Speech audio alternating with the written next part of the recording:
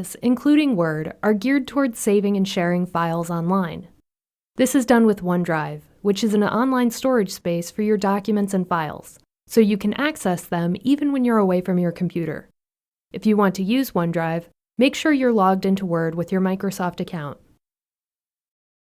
Whether or not you're using OneDrive, in Word, most new projects begin the same way, with creating or opening a new blank document.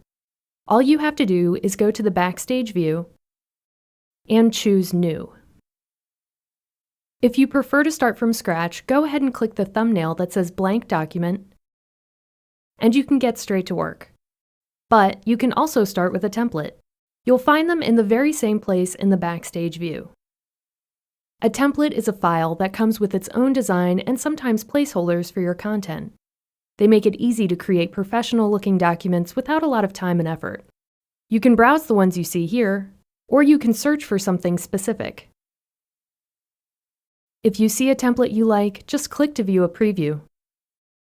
Then click the Create button. Opening an existing document is also very easy. Again, you'll want to go to the Backstage view, but this time, click Open in the left pane. If the document you're looking for is something you've worked on recently, it might be listed under Recent Documents. In fact, you can pin certain documents here, so you always have access to your most frequently used files. All you have to do is move your cursor over the file, then click the Push Pin icon. To unpin it, click the icon again. You can pin as many documents as you want. If the file you're looking for hasn't been opened recently, just look to the other options. For example, under OneDrive, you can access files that are saved online to your OneDrive account.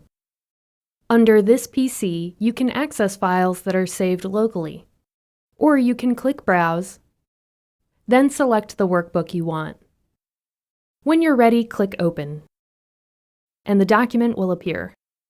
Now you know how to create and open documents in Word.